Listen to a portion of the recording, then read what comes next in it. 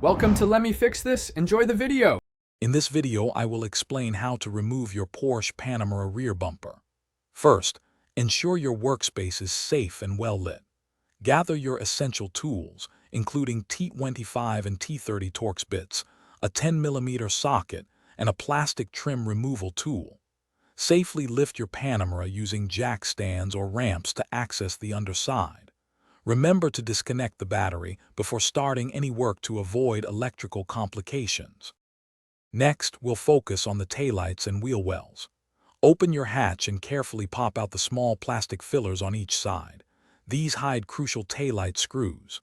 Using your Torx bit, unscrew the T25 or T30 fasteners. With the screws out, gently slide each taillight assembly outward and disconnect its electrical harness. Then, move to the rear wheel wells, removing the T25 screws and one 10mm nut from each side. Now, let's tackle the main bumper fasteners. After removing the wheel well screws, gently fold back the wheel well liners to uncover more hidden T25 screws. Remove these.